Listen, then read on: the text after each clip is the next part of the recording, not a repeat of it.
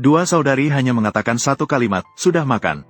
Detik berikutnya, kakak yang telah koma selama 10 tahun, tiba-tiba bangun kembali dengan ajaib. Mereka berteriak meminta untuk makan angsa yang dimasak dalam wajan besi. Untuk memastikan kakak bisa kenyang, adik kedua dengan cepat mengeluarkan mangkuk porselen besar yang telah dia simpan selama 8 tahun. Adik ketiga juga mengeluarkan sendok kayu yang dia gunakan untuk makan. Saat itu juga, dokter yang dipanggil oleh ayah juga segera datang. Setelah memeriksa nadi kakak, dia dengan terkejut menemukan penyakit kecil anak laki-laki itu tidak hanya sembuh, tetapi tubuhnya juga lebih kuat dibandingkan dengan anak-anak seusianya. Satu-satunya penyesalan adalah bahwa matanya masih belum bisa disembuhkan. Kecuali ada jamur langka yang berumur 1000 tahun, baru mungkin bisa disembuhkan. Setelah mendengar ini, kedua saudari membawa kakak ke gunung belakang setelah makan. Mereka memanggil semua ular kecil di gunung untuk mencari jamur langka bagi kakak mereka. Banyak ular mengikuti perintah. Mereka berbaris seperti tentara, mencari jamur langka yang berumur 1000 tahun itu. Asalkan bisa menyembuhkan mata kakakku, angkatan bersenjata akan mendapatkan hadiah besar. Bahkan ikan lele di air juga dikirim untuk menjadi makanan bagi pasukan ular. Ikan lele pun siap. Ransum militer menjamin 3 ular untuk ditukar, makan dan minum sampai kenyang. Namun, jamur lingzi tidak ditemukan. Ternyata mereka bertemu dengan seekor ular besar. Keduanya langsung berlari ketakutan, meninggalkan kakak mereka berdiri sendirian di tempat. Melihat kakaknya hampir dimakan, kedua gadis kecil segera berlari kembali untuk melindungi. Adik mengambil pisau dapur dan siap untuk memotong ular besar. Ular besar itu ketakutan lalu segera berubah menjadi manusia dan berlutut meminta maaf. Ternyata ular besar itu langsung mengenali kedua gadis kecil adalah bintang ular di langit. Awalnya, Dujie gagal dan terdampar di dunia fana. Hanya karena Taylor mencuri padi dari petani. Ditangkap basah oleh seseorang. Seorang jenderal yang lewat melihat kedua gadis kecil dengan kasihan. Ia membayar untuk menyelamatkan mereka dan mengadopsi mereka sebagai putrinya. Tanpa disadari, tindakan baik ini akan membawa keberuntungan besar bagi rumah jenderalnya.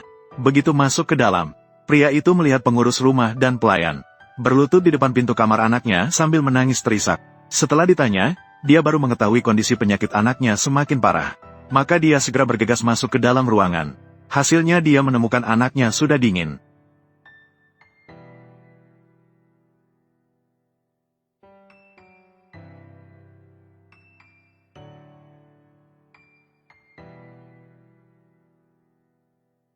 Kemudian keduanya berlari ke atas. Satu di kiri dan satu di kanan mulai memanggil anak laki-laki. Namun, tidak disangka aura yang menyelimuti mereka sungguh-sungguh menyelamatkannya, dan juga membuat tubuhnya pulih seperti semula. Keajaiban seperti ini bahkan membuat pria tersebut tercengang. Setelah itu, keduanya berusaha untuk menyembuhkan mata kakaknya. Mereka bahkan membawanya ke belakang gunung untuk mencari jamur obat. Di sanalah mereka bertemu ular raksasa. Dan ular raksasa itu untuk menyenangkan dua orang tersebut menawarkan jamur obat berusia 1000 tahun yang sudah disimpannya selama bertahun-tahun. Segera setelah itu, adik perempuan mengambil uang dari kakaknya dan memberinya satu suapan. Kemudian membuka penutup matanya. Dan mata kakaknya tiba-tiba pulih secara ajaib. Ketika ketiga orang itu merasa sangat bersemangat, ayah juga datang ke sana. Saat melihat anaknya benar-benar pulih, dia bahkan tidak bisa mempercayainya. Dia hanya memuji kedua gadis itu. Mereka adalah bintang keberuntungan yang dikirim Tuhan untuknya. Namun, belum sempat berbahagia, bawahan datang buru-buru untuk melaporkan, menyatakan bahwa tidak ada makanan untuk bantuan bencana di dalam kota. Dan ketika kembali ke kantor jenderal, uang dan makanan yang mereka miliki tersisa hanya cukup untuk para korban bencana makan selama 2 hari. Pada saat jenderal sedang khawatir, nona dari keluarga Su tiba-tiba datang berkunjung. Dan nona tersebut juga tidak banyak bicara, langsung mengeluarkan cek sebesar $100.000, mengatakan bahwa asalkan pria itu menikahinya, maka semua uang ini menjadi miliknya. Bahkan makanan di gudang keluarga Su mereka. Dengan syarat dia harus mengusir ketiga penghambat itu. Tapi belum sempat pria itu berbicara, adik kedua pun marah.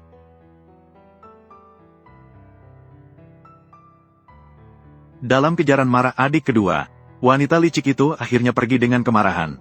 Tapi uang dan makanan segera habis. Jika terus begini, para pengungsi akan mati kelaparan. Maka adik kedua pun mengusulkan untuk pergi ke acara pembuatan jarum keluarga Su untuk mencari mutiara.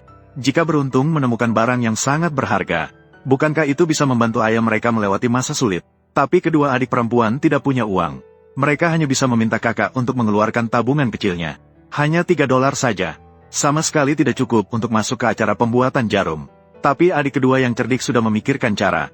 Tak lama kemudian, ketiga orang itu pun dengan percaya diri datang ke lokasi acara pembuatan jarum.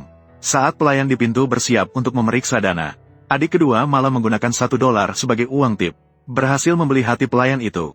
Dengan begitu ketiga orang itu berhasil masuk ke acara tersebut. Namun kebetulan yang tidak tepat. Ketiga orang itu justru bertemu dengan wanita licik di sini. Musuh bertemu selalu saling curiga. Untuk menghina ketiga anak yang tak tahu malu itu, wanita licik itu pun menyuruh orang untuk membawa tongkat yang sudah dipersiapkan sebelumnya. Biarkan ketiga orang itu menebak. Tapi adik kedua melihat harga dari tiga yang pertama. Ternyata tidak ada satupun yang bisa dibeli. Yang bisa mereka beli hanya tumpukan batang lotus bekas yang ada di tanah. Dan dari batang-batang bekas ini sama sekali tidak dapat mengeluarkan mutiara. Namun adik kedua langsung tertarik pada salah satu yang terbesar. Dia bahkan menyatakan ingin membeli ini. Begitu kata-kata itu keluar, semua orang pun tertawa terbahak-bahak. Lagi pula, semakin besar batang lotus tidak berarti semakin baik.